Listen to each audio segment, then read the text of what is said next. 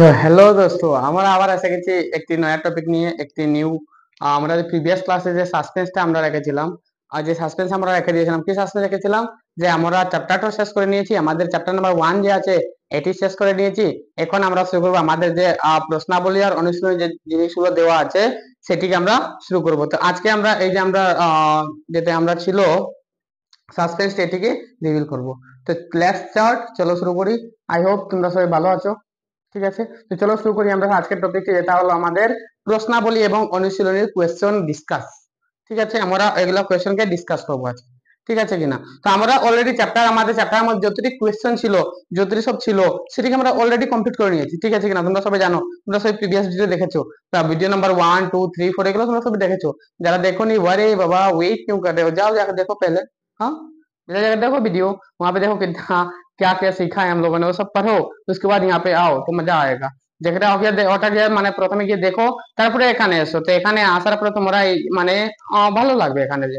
ঠিক আছে, তো চলো শুরু করি আমাদের প্রশ্নাবলী 1 থেকে নিয়ে আমাদের অনুশীলনী শেষ পর্যন্ত। ঠিক আছে, তো আমরা এখানে দুই পার্টে ভিডিওটি আমরা কমপ্লিট করব। ঠিক আছে কিনা? কেন আমাদের অনেকটি কোয়েশ্চন আছে, যেটি এখানে তো জায়গা হবে না, ওই তোমরা জানা ছোট আছে। ঠিক আছে কিনা? তো আমরা এটিকে দুই পার্টে কমপ্লিট করবো। লাস্ট আমরা করবো, আমরা জানি যে আমাদের লাস্ট যে কোয়েশ্চন থাকবে, লাস্ট যে আমাদের ক্লাস থাকবে, এটির মধ্যে আমরা কি দেখবো? চ্যাপ্টার নাম্বার 1 উইথ ফান, মানে আমরা চ্যাপ্টার নাম্বার 1 এর কিছু কোয়েশ্চন দেখবো যদি ফানের মাধ্যমে আমরা এটিকে নিয়ে যাব। ঠিক আছে কিনা? আমরা এনজয় করবো কোয়েশ্চন গুলা থেকে। ঠিক আছে কিনা? তো এখন চলো শুরু করি আমাদের এই যে আমাদের প্রশ্নাবলী 1 এর কোয়েশ্চন 1 থেকে। ঠিক আছে, তো আমাদের প্রশ্নাবলী 1 এর মধ্যে প্রথম কোয়েশ্চন 1 দিয়েছে কি বায়ুতে দহনের পূর্বে ম্যাগনেসিয়ামের ফিতাটি কেন পরিষ্কার করতে হয়। মানে যখন ম্যাগনেসিয়ামের যে ফিতাটি আছে, ম্যাগনেসিয়াম ফিতাটি যখন আমরা বায়ুতে মানে নরমালি জ্বালানি যখন আমরা জ্বালাই, তারা ম্যাগনেসিয়াম ফিতা যখন জ্বালায় তখন তারা পরিষ্কার কেন করি? আমরা ওরকম ঘষিয়ে কেন পরিষ্কার করি? ঠিক আছে, তো চলো এটা কারণটি কেনে আমরা এখানে দেখবো যে কেনে আমরা পরিষ্কার করি। ঠিক আছে, তো দেখো ম্যাগনেসিয়াম আমরা যে প্রিভিয়াস ক্লাস যারা দেখেছি তোমরা জানো যে ম্যাগনেসিয়াম হলো খুবই সক্রিয় ধাতু। কাটরিনা নে কার মাঙ্গা মনে আছে? কাটরিনা নে পটাশিয়াম, সোডিয়াম, ক্যালসিয়াম, আর তারপরে হইলো ম্যাগনেসিয়াম। তো ম্যাগনেসিয়াম অনেক সক্রিয় ধাতু আছে। ঠিক আছে, যেই এটিকে রেখে দিলে কি হয়, এটি অক্সিজেনের সঙ্গে বিক্রিয়া করে। কেন অনেক সক্রিয় আছে, তো যারে খাইবে তার লগে বিক্রিয়া করবো। তো প্রথমে অক্সিজেন আমাদের বায়ুমণ্ডল উপস্থিতি আছে, অ্যাভেলেবল আছে, তো তাকে ধরে বিক্রিয়া করবো তার সঙ্গে। আর বিক্রিয়া করে ম্যাগনেসিয়াম অক্সাইডের একটি লেয়ার, একটি আস্তরণ বানায় নেয়।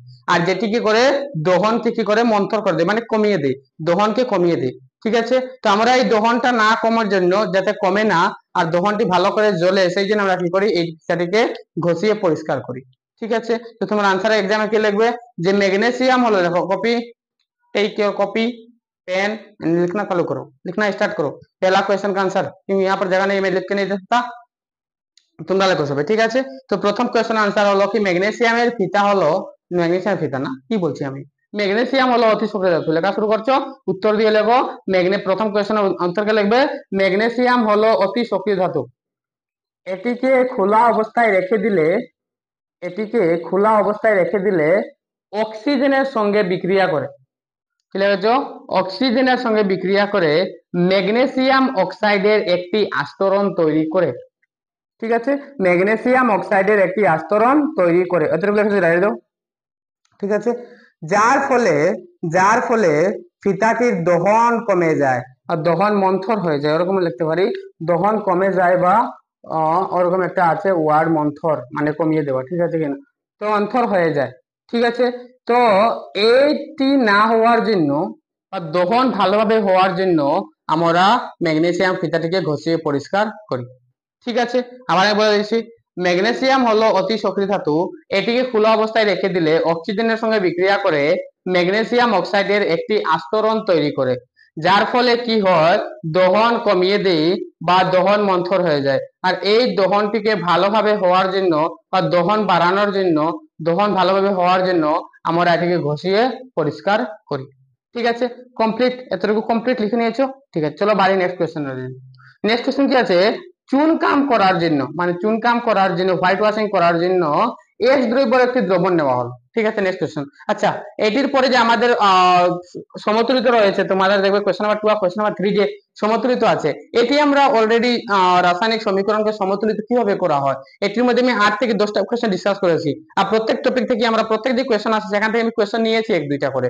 ঠিক আছে, তোমরা গিয়ে সেই আমরা ক্লাসটি দেখো আর সেখান থেকে তুমি বুঝো, আর তারপরে তোমরা কি করো, এটি বাকি যতটা আছে এটি করার চেষ্টা করো। ঠিক আছে, সেখান থেকে তোমরা বুঝে নিলে তোমরা বাকি সবটি করতে পারবে। ঠিক আছে কিনা, সেখানে আমি করিবন এটলিস্ট 10 কোশ্চেন, আই থিঙ্ক 10টি কোশ্চেন আমরা ডিসকাস করেছি সেখানে। ঠিক আছে, প্রত্যেকটি কোশ্চেন আমরা সলভ করেছি সেখানে। তো তোমরা সেটিকে দেখো, আর সেটি না হলে আমাকে কমেন্ট করে বলবে, আমি এটিকে রিজলভ করে দিব। ঠিক আছে কিনা, বাট প্রথমে তোমরা দেখো সেটি, কিন্তু এইটি আলটিমেটলি কি হয় না বুঝলে তোমরা করতে পারবে না। আর সেখানে আমি অলমোস্ট আধা ঘন্টা 30 মিনিট সময় নিয়ে খুব ভালোভাবে এটিকে বুঝিয়ে দিয়েছি তোমাদেরকে। ঠিক আছে, তো সেটিকে দেখো। ঠিক আছে, তো নেক্সট প্রশ্নাবলীর মধ্যে আমাদের প্রথম কোশ্চেন ছিল, এটি হলো চুনকাম করার জন্য এক্স দ্রব্যের একটি দ্রবণ নেওয়া হলো। ঠিক আছে, মানে চুনকাম করার জন্য এক্স দ্রব্যের একটি দ্রবণ নিলাম আমরা চুনকাম করার জন্য। এই এক্স যে দ্রবণটি আছে তার নাম কি এবং সংকেত কি? আমরা লিখবো তার নাম, দ্রব্যটির নাম এবং সংকেত কি। ঠিক আছে, তো সিম্পল আছে। এই যে আমরা দ্রব্যটি নিলাম তার নাম হলো ক্যালসিয়াম অক্সাইড। কি নাম? Calcium oxide. তার নাম হলো কি? Calcium oxide. ঠিক আছে, এই দ্রব্যটি নেওয়া হলো, তার নাম হলো ক্যালসিয়াম অক্সাইড। লেখো। আর সংকেত হলো কি? CaO। ক্যালসিয়াম সংকেত হলো কি? CaO। তো নাম হলো দ্রব্যটি, এক্স দ্রব্যটির নাম হলো ক্যালসিয়াম অক্সাইড, এর সংকেত হলো CaO। ঠিক আছে, লিখে নিয়েছো। নেক্সট আমরা নেক্সট কোশ্চেন হলো কোশ্চেন নাম্বার 2। আমাদের কইছে যে এক্স দ্রব্যটির জলের সঙ্গে বিক্রিয়া লেখো। মানে এক্স দ্রব্যটির জলের সঙ্গে বিক্রিয়া লেখো। সিম্পল আছে, তোমরা দেখি গড় যখন দোকান থেকে চুন কিনে আনা হয়, ঠিক আছে, চুন কিনে আনা হয় তখন সেটিকে আমরা কি বলি, তখন বলি আমরা সেটিকে ক্যালসিয়াম অক্সাইড বা CaO বা পুরা চুন কোয়া হয়। কি বলা হয় এটিকে? পুরা চুন বা ক্যালসিয়াম অক্সাইড বা CaO বলা হয়। বাট যেই আমরা সেটির মধ্যে, সেটিকে আমরা নরমালি এরকম খাইতে পারি না, সেটিকে আমরা যদি পানির মধ্যে লাগিয়ে খাইতে হয় আমাদের কি দেওয়া লাগে? সেখানে জল দেওয়া লাগে। সেটির মধ্যে কি দেওয়া লাগে? জল দেওয়া লাগে। তো এই জলটি যখন আমরা এটির মধ্যে অ্যাড করি, ঠিক আছে, সেটা থেকে দেখবে যে এখানে ধোঁয়া বাইরে, ঠিক আছে, একটি তাপের মতন কিছু বার হয়। ঠিক আছে কিনা, তো এই যে জলের সঙ্গে বিক্রিয়াটি আমরা এটি লিখবো। ঠিক আছে, তো দেখো নরমালি কি থাকে? CaO থাকে। ঠিক আছে, যে আমরা তাদের মধ্যে জল ডালি, ঠিক আছে, তখন কি হয়? তখন বনে যায় ক্যালসিয়াম হাইড্রোক্সাইড। কি বনে যায়? Calcium hydroxide. এটি কি বিক্রিয়া? এটি হলো সংযোগ বিক্রিয়া। আমরা জানি, তোমরা যারা দেখো নি বিক্রিয়ার পার্টটি, সংযোগ বিক্রিয়া, বিয়োজন বিক্রিয়া, প্রতিস্থাপন বিক্রিয়া, বিনিময় বিক্রিয়া, সেটি গিয়ে দেখো, তখন বুঝতে পারবে যে এটি হলো কি বিক্রিয়া? এটি হলো সংযোগ বিক্রিয়া। ঠিক আছে, তো এই যে জলের সঙ্গে বিক্রিয়া হলো CaO প্লাস H2O, এর CaOH2, তার নাম হলো কি? Calcium hydroxide. তার নাম কি? ক্যালসিয়াম হাইড্রোক্সাইড বা সিথিলিক চুন এটিকে বলা হয়। কি বলা হয়? সিথিলিক চুন বলা হয়। ঠিক আছে, বুঝেছো তোমরা? ওকে, তো এইটি কোশ্চেন। নেক্সট হলো, নেক্সট কোশ্চেন হলো আমাদের কপার সালফেটের দ্রবণে, যখন আমরা কপার সালফেটের দ্রবণে লোহার পেরেক ডুবাইলে রঙের পরিবর্তন হয় কেন? ঠিক আছে, নরমালি যে কপার সালফেটের দ্রবণে আমরা লোহার পেরেক ডুবাইলে রঙের পরিবর্তন হয় কেন, আমরা এটি দেখব। ঠিক আছে কিনা, তো দেখো এটির আনসার কি হবে? এটির আনসার তোমরা লিখে নিয়েছো। এখানে লিখবে যে এক্স দ্রব্যটির নাম হলো ক্যালসিয়াম অক্সাইড, সংকেত হলো CaO। আর এক্স দ্রব্যটির জলের সঙ্গে বিক্রিয়া লিখবে তোমরা কি? এই যে এখন লিখে দিয়েছি CaO প্লাস H2O এরো CaOH2। তাহলে রিবাইন্ড করে দেখে নাও তোমরা, CaO প্লাস H2 এরো CaOH2। ঠিক আছে, নেক্সট কোশ্চেন কি আমাদের? যে কপার সালফেটের দ্রবণে লোহার পেরেক ডুবাইলে রঙের পরিবর্তন হয়। ঠিক আছে, দেখো কপার সালফেট যে নরমাল দ্রবণটি আছে, কপার সালফেট মানে CuSO4। ঠিক আছে, বিক্রিয়াটি তোমরা লিখবে। ঠিক আছে কিনা, এইটি বিক্রিয়া লেখা খুবই দরকার। তো কপার সালফেট হলো CuSO4, যার রং হলো নীল। যার রং কি? নীল। মনে রাখিও যে কপার সালফেট হলো CuSO4, যার রং হলো কি? নীল। যখন তার মধ্যে আমরা লোহা ডুবাই, যখন তার মধ্যে আমরা কি ডুবাই? লোহা ডুবাই, তখন কি হয়? যে লোহা কপার থেকে বেশি শক্তিশালী। আমরা প্রতিস্থাপন বিক্রিয়া দেখেছি, যারা দেখো নি যে তোমরা গেলে সেটাই দেখো প্রথমে কি প্রতিস্থাপন বিক্রিয়া কি, তখন তোমরা এটিকে খুব ভালোভাবে বুঝতে পারবে। ঠিক আছে, তো আমরা দেখেছিলাম যে লোহাকে যেই তার মধ্যে ঢুকানো হবে, তখন কি হবে? এই যে লোহা কি করবে? তার সঙ্গে প্রতিস্থাপন বিক্রিয়া করবে। কি করবে? প্রতিস্থাপন বিক্রিয়া। প্রতিস্থাপন বিক্রিয়া মানে কি? প্রতিস্থাপন বিক্রিয়া মানে হলো যে এই যে লোহা কপার থেকে বেশি শক্তিশালী হওয়ার কারণে হে কি করবো? সালফেটকে অপসারিত করে, কপার থেকে অপসারিত করে নিজের সঙ্গে নিয়ে নিল। ঠিক আছে, আর তৈরি করবে কি? Ferrous sulphate. ঠিক আছে, এটি তৈরি করবে। ঠিক আছে, আর সঙ্গে কপারকে ছেড়ে দিবে একলা। ঠিক আছে কিনা, আর এই যে আয়রন সালফেট আমাদের উৎপন্ন হয়েছে, তো এটি হলো সবুজ কালারের। কি কালারের? সবুজ কালারের। সেটি সেই জন্য বলা হয় কি কপার সালফেটের দ্রবণে লোহার পেরেক ডুবাইলে রঙের পরিবর্তন হয়। ঠিক আছে, বুঝেছো? ঠিক আছে, এখন তোমরা আনসার লেখো। কি লিখবে? যে কপার সালফেটের দ্রবণে লোহার পেরেক ডুবাইলে রঙের পরিবর্তন হয় কারণ লেখো কপার সালফেটের দ্রবণের রং হলো নীল। কপার সালফেটের দ্রবণের রং হলো নীল। যখন সেটির মধ্যে লোহার পেরেক ডুবানো হয় তখন তখন লোহা লোহা কপার সালফেটকে কপারকে কপারকে তার সালফেট থেকে অপসারিত করে, বা কপার সালফেট থেকে সালফেটকে অপসারিত করে। ঠিক আছে, কপার সালফেটের দ্রবণ থেকে সালফেটকে অপসারিত করে এবং আয়রন সালফেট উৎপন্ন করে বা ফেরাস সালফেট উৎপন্ন করে, যার রং হলো সবুজ। ঠিক আছে, এতটুকু লিখে তোমরা এই বিক্রিয়াটা লিখে দিলে তোমরা কমপ্লিট মার্ক পেয়ে যাবে। ঠিক আছে, তো আবার বলে দিচ্ছি আমি যে কপার সালফেটের দ্রবণের রং হলো নীল। যখন সেটির মধ্যে লোহার পেরেক ডুবানো হয় তখন লোহা কি করে, তখন লোহা লোহা কপার সালফেটের দ্রবণ থেকে সালফেটকে অপসারিত করে, সালফেটকে অপসারিত করে।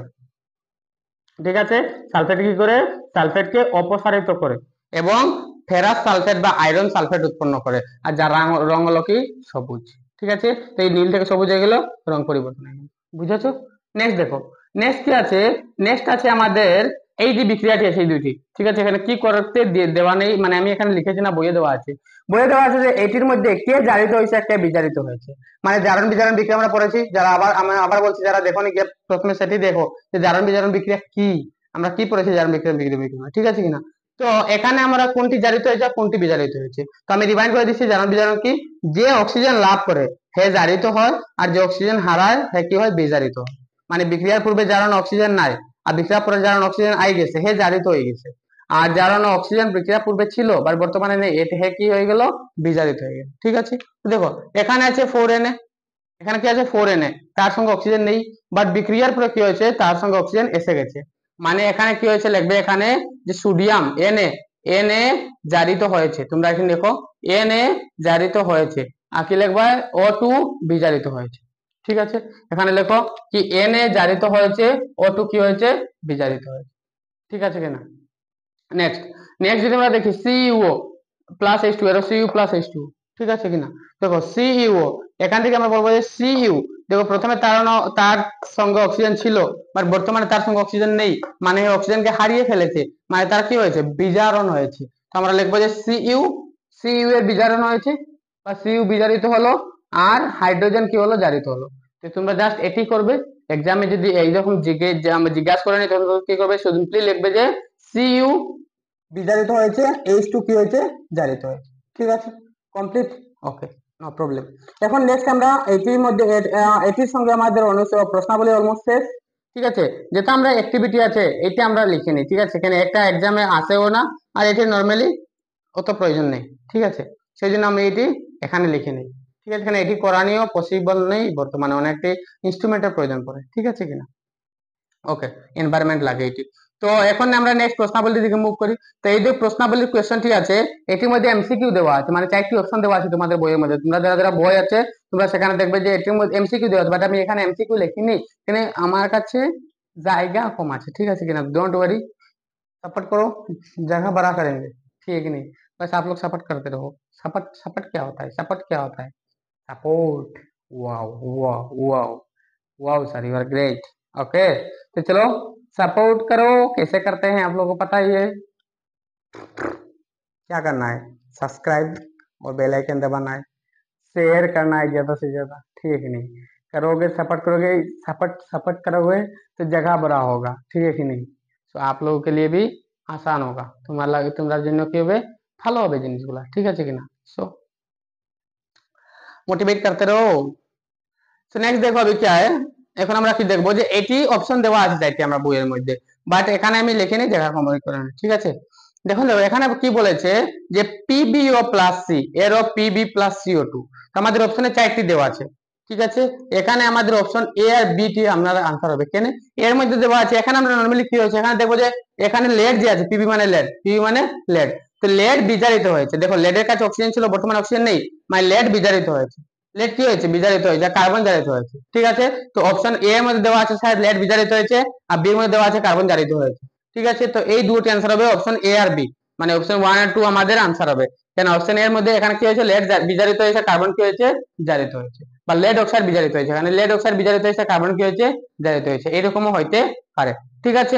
আর নেক্সট এখানে দিয়েছে, এই যে কোশ্চেনটি দিয়েছে, কইছে এটি কি বিক্রিয়া, সংযোগ বিক্রিয়া, বিয়োজন বিক্রিয়া, প্রতিস্থাপন বিক্রিয়া, বিনিময় বিক্রিয়া, এটি কোন ধরনের বিক্রিয়া। তো আমরা যারা এই ক্লাসটি দেখেছি, আমরা বিক্রিয়ার প্রকারভেদ, বিক্রিয়ার প্রকারভেদে আমাদের ক্লাসটি ছিল, আমরা যারা যারা দেখেছি আমরা 100% বলতে পারবো যে এটি কি ধরনের বিক্রিয়া। ঠিক আছে। তো আমরা কি ধরনের বিক্রিয়া আমরা বলতে পারবি, সবাই সবাই বলে কি ধরনের বিক্রিয়া, কি ধরনের, ওয়াও রাইট, কি ধরনের, প্রতিস্থাপন বিক্রিয়া। ঠিক আছে। তো এখানে দেখো এটি হলো প্রতিস্থাপন বিক্রিয়া। কারণ কি, দেখো এখানে আছে আয়রন অক্সাইড, ঠিক আছে, আয়রনের সঙ্গে অক্সাইড আছে আর 2Al, বাট বিক্রিয়ার পরে কি হয়েছে, তার কাছে অক্সিজেনটা গেছে গিয়া আর হে ক্লোরাইড গেছে, ঠিক আছে, সিঙ্গেল হয়ে গেছে। তো এই ধরনের বিক্রিয়া আমরা কি বলি, প্রতিস্থাপন বিক্রিয়া বা অপসারণ বিক্রিয়া। আমরা কি কি কারণে বলি এটি আমি খুব ভালোভাবে সেখানে বুঝিয়েছিলাম তোমাদেরকে, তো ডোন্ট ফরগেট ইট। ঠিক আছে। নেক্সট নেক্সট হচ্ছে কি, যখন লঘু হাইড্রোক্লোরিক অ্যাসিডের সঙ্গে লৌহ চূর্ণের বিক্রিয়া ঘটলে কি হয়। লঘু হাইড্রোক্লোরিক অ্যাসিড মানে HCl, দেখো HCl এর সঙ্গে যখন আমরা লোহার বিক্রিয়া ঘটাই তখন কি হয়, তখন কি হয়, তখন সিম্পলি কি হয়, আমরা আয়রন ক্লোরাইড, ঠিক আছে, আর হাইড্রোজেন গ্যাস উৎপন্ন হয়। তো আমরা আমরা বইয়ের মধ্যে দিয়েছে যে কি গ্যাস উৎপন্ন হয় যখন আমরা হাইড্রোক্লোরিক অ্যাসিডের সঙ্গে লৌহ চূর্ণের বিক্রিয়া ঘটায়, তখন কি গ্যাস উৎপন্ন হয়। এখানে কি লিখবে, আমাদের এক্সাম হবে যে আয়রন ক্লোরাইড এবং মানে আয়রন ক্লোরাইড আর হাইড্রোজেন গ্যাস উৎপন্ন হয়। ঠিক আছে। তো আনসার কি হবে, আয়রন ক্লোরাইড এবং হাইড্রোজেন গ্যাস উৎপন্ন হয়। ঠিক আছে। নেক্সট কোশ্চেন কি আছে, সমতুলিত রাসায়নিক সমীকরণ বলতে কি বুঝো, কেন আবশ্যক এটি, মানে রাসায়নিক সমীকরণকে সমতুলিত করা কেন আবশ্যক, এটি নরমালি বলতে চেয়েছে যে রাসায়নিক সমীকরণকে সমতুলিত করা কেন আবশ্যক। তো আমরা এই চ্যাপ্টার নাম্বার 1 এ দেখেছিলাম, আমাদের ক্লাস নাম্বার 1 ছিল, ইন্ট্রোডাকশন ক্লাস আমাদের ছিল, সেখানে আমরা দেখেছিলাম যে রাসায়নিক সমতুলিত রাসায়নিক সমীকরণ বলতে কি বুঝো। ঠিক আছে। এটির মধ্যে আমি লিখিয়ে দিয়েছি তোমাদেরকে, যারা যারা তোমরা ভিডিও ক্লাসটি দেখেছো তোমাদের কপির মধ্যে এটি আনসার থাকবে, অবশ্যই থাকবে। যার কাছে নেই আমি বলে দিয়েছি, সমতুলিত রাসায়নিক সমীকরণ বলতে কি বুঝো। দেখো যখন রাসায়নিক সমীকরণের মধ্যে, যখন রাসায়নিক সমীকরণের মধ্যে বিক্রিয়ার পূর্বে আর বিক্রিয়ার পরে মৌলগুলোর মোট ভর বা মোট সংখ্যা সমান থাকে বা সংখ্যা সমান থাকে, তখন তাকে সমতুলিত রাসায়নিক সমীকরণ বলা হয়। আবার লেখো তোমরা, যে যখন রাসায়নিক সমীকরণের মধ্যে বিক্রিয়ার পূর্বে এবং বিক্রিয়ার পরে মৌলগুলোর মোট ভর এবং সংখ্যা সমান থাকে, তখন তাকে বলা হয় সমতুলিত রাসায়নিক সমীকরণ বলা হয়। আর কেন আবশ্যক এটা আমরা জানি, যে ভর সংরক্ষণ সূত্র মতে রাসায়নিক বিক্রিয়ায় ভর সৃষ্টি হয় না আর ভর ধ্বংস হয় না, বিক্রিয়ার পূর্বে বিক্রিয়ার পরে মোট ভর সমান থাকে, সেই জন্য রাসায়নিক বিক্রিয়াকে সমতুলিত করা আবশ্যক। ঠিক আছে, এটি হলো তার আনসার। ঠিক আছে। নেক্সট, তাপগ্রাহী এবং তাপবর্জী বিক্রিয়া বলতে কি বুঝে, উদাহরণ দাও। এটিও আমরা অলরেডি দেখে নিয়েছি, আমাদের যে বিক্রিয়ার প্রকারভেদে যে সেকেন্ড আমরা ক্লাস ছিল, যার মধ্যে আমরা তাপবর্জী, তাপগ্রাহী, অধঃক্ষেপণ আর জারণ বিজারণ বা রেডক্স বিক্রিয়া, এই 4টা বিক্রিয়া আমরা দেখেছিলাম সেখানে। ঠিক আছে। তোমরা সেদিকে দেখো, আর যারা যারা তোমরা দেখোনি, যারা যারা দেখেছো তোমরা কাছে অবশ্যই আনসার এটি থাকবে, বাট আমি নরমালি এখানে বলে দিচ্ছি। তাপগ্রাহী এবং তাপবর্জী বিক্রিয়া বলতে কি বুঝি আমরা জানি, যে রাসায়নিক বিক্রিয়া তাপ শোষণ করে, তাপ নেয়, তাকে তাপগ্রাহী বিক্রিয়া বলা হয়। আর যে রাসায়নিক বিক্রিয়া তাপ বর্জিত করে, ঠিক আছে, বা বিক্রিয়া হওয়ার পরে সেখান থেকে তাপ বর্জিত বা শক্তি বর্জিত হয়, তাকে বলা হয় তাপবর্জী বিক্রিয়া বলা হয়।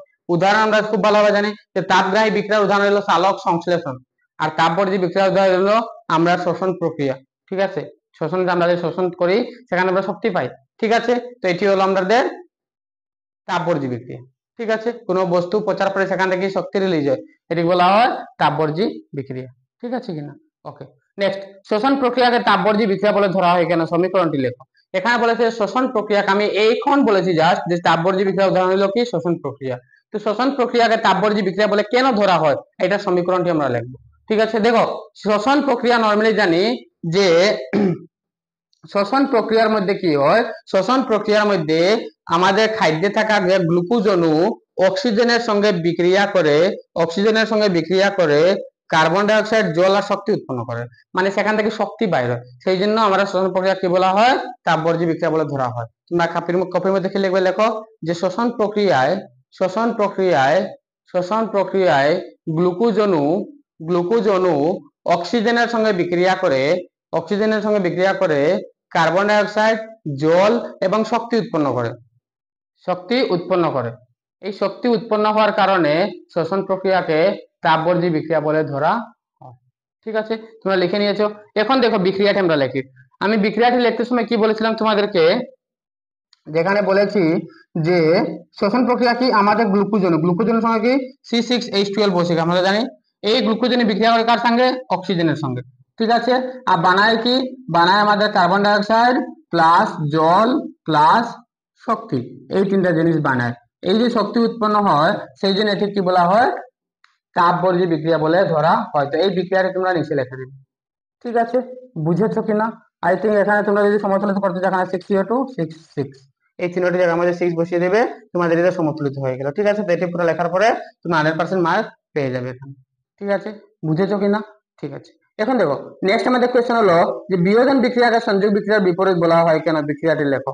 দেখো এই কোয়েশ্চেনের আনসারটিও আমরা অলরেডি বলিয়ে দিয়ে, মানে আমি তোমাদেরকে শিখিয়ে দিয়েছি অলরেডি। আমি মানে এটি আমরা কমপ্লিট করে নিয়েছি যে শ্বসন প্রক্রিয়া কোনটি বিয়োজন বিক্রিয়াকে তাপবর্জ্য বিক্রিয়া বলে ধরা হয় কেন। ঠিক আছে, আমরা এটা রাসায়নিক বিক্রিয়ার প্রকারভেদ যে আমরা ক্লাসটি ছিল সেটির মধ্যে অলরেডি আমি ডিসকাস করেছিলাম যে সংযোগ বিক্রিয়ায় কি হয়, সংযোগ বিক্রিয়ায় দুইটি বিক্রিয়ক বিয়োজিত হয়ে বা দুই বা ততোধিক বিক্রিয়ক বিয়োজিত হয়ে একটি বিক্রিয়াজাত পদার্থ উৎপন্ন করে, এবং বিয়োজন বিক্রিয়ায় একটি বিক্রিয়ক বিয়োজিত হয়ে দুই বা ততোধিক বিক্রিয়াজাত পদার্থ উৎপন্ন করে, সেই জন্য সংযোগ বিক্রিয়াকে বিয়োজন বিক্রিয়ার বিপরীত বলা হয়। ঠিক আছে, তোমরা আনসার কি লিখবে? যারা যারা লেখনি লেখো যে সংযোগ বিক্রিয়ায় দুই বা ততোধিক বিক্রিয়ক বিয়োজিত হয়ে সংযোগ বিক্রিয়ায় দুই বা ততোধিক বিক্রিয়ক বিক্রিয়া করে কেবলমাত্র একটি বিক্রিয়াজাত পদার্থ উৎপন্ন করে, এবং বিয়োজন বিক্রিয়ায় একটি বিক্রিয়ক বিয়োজিত হয়ে দুই বা ততোধিক বিক্রিয়াজাত পদার্থ উৎপন্ন করে। ঠিক আছে, সেই জন্য সংযোগ বিক্রিয়াকে বিয়োজন বিক্রিয়ার বিপরীত বলা হয়। ঠিক আছে, এখন যদি আমরা বিক্রিয়া কি বলেছি বিক্রিয়াটি লেখো, তো বিক্রিয়াটি নরমালি আমরা লিখতে পারবো যে আমরা যেমন আমাদের মনে করো C+O2 এরও CO2, এটি হলো সংযোগ বিক্রিয়া, আর CO2 এরও C+O2 এটি হলো বিয়োজন বিক্রিয়া। তো ঠিক তার উল্টা, এটির মধ্যে একটি বিক্রিয়ক আছে, এটির মধ্যে দুইটি বিক্রিয়ক আছে, তো দুইটি বিক্রিয়ক মিলে একটি বনেছে, আর এখানে একটি বিয়োজিত হয়ে দুইটি বনেছে, সেই জন্য এটিকে তার অপোজিট বা বিপরীত বলা হয়। ঠিক আছে, নেক্সট কোয়েশ্চন কি আমাদের? নেক্সট কোয়েশ্চন হলো তাপ শক্তি, আলোক শক্তি, তড়িৎ শক্তি দ্বারা সংগঠিত হওয়া বিক্রিয়াটি লেখো। মানে এটিও আমি অলরেডি তোমাদেরকে তাপবর্জ্য তাপগ্রাহী বিক্রিয়ার মধ্যে করিয়ে দিয়েছি, বিয়োজন বিক্রিয়ার মধ্যে আমি এটা দেখিয়ে দিয়েছি। বিয়োজন বিক্রিয়া যখন আমি পড়িয়েছিলাম তোমাদেরকে তখন আমি দেখিয়ে দিয়েছি যে তাপ শক্তি, আলোক শক্তি আর তড়িৎ শক্তি দ্বারা সংগঠিত হওয়া বিক্রিয়া ঠিকই আছে। ঠিক আছে, তবুও চলো আমরা এখানে একবার করে নিচ্ছি। দেখো তাপ শক্তি আর আলোক শক্তি আর তড়িৎ শক্তি তিনটি। তো এটার সিম্পল এক্সাম্পল কি ছিল আমাদের, যে তাপ শক্তির যে এক্সাম্পল ছিল, আচ্ছা এটি আমি মিছিয়ে নিচ্ছি। ঠিক আছে, এখানে আমরা আনসারটি লিখবো। তো আমাদের যে তাপ শক্তির ছিল, একটি তো আমরা আলোক শক্তি জানি যে 2AgCl এরও এখানে সূর্যালোক থাকবে বা সূর্যরশ্মি থাকবে, এখানে সূর্যরশ্মি মানে আমরা আলো দিই। ঠিক আছে, দেওয়ার পরে কি হয়, এখানে 2Ag + Cl2 এখানে উৎপন্ন হয়। ঠিক আছে, এটি আমরা একটি দেখেছি যার আমরা আলোক শক্তির। আর আমার তড়িৎ শক্তি হইলো আমাদের যখন আমরা জলকে ভাঙতে হইলে আমাদের কি করতে হয়? তড়িৎ দেওয়া লাগে। তড়িৎ দিয়ে আমরা হাইড্রোজেন প্লাস অক্সিজেন তৈরি করি। ঠিক আছে, তো এখানে হাইড্রোজেন প্লাস অক্সিজেন বানিয়ে দিয়ে আমরা জলকে ভাঙিয়ে এটিকে তড়িৎ দেওয়ার কারণে, ঠিক আছে, তড়িৎ সেখানে প্রদান করা হয় বা দেওয়া হয়। ঠিক আছে কিনা? বাট আমাদের যে তাপ শক্তি আছে, তাপ শক্তি একটা হলো আয়রোফেরিক অক্সাইড বা আয়রন অক্সাইড বলি। ঠিক আছে, বুঝেছো? বা এরকম না, একটা আছে FeSO4। ঠিক আছে, এটি আছে একটা আয়রন সালফেট। ঠিক আছে, যখন আমরা আয়রন সালফেট ভাঙি, হ্যাঁ আয়রন সালফেট যখন ভাঙা হয় তখন এই তিনটি হলো বিয়োজন বিক্রিয়া। দেখো এখানে একটি বিক্রিয়ক আছে আর দুই বা ততোধিক বিক্রিয়ার পর এখানে উৎপন্ন হচ্ছে। ঠিক আছে, তো আয়রন সালফেট যখন ভাঙা হয় তখন আয়রন অক্সাইড বা ফেরিক অক্সাইড যাকে বলা হয়, সঙ্গে সালফার ডাইঅক্সাইড আর সালফার ট্রাইঅক্সাইড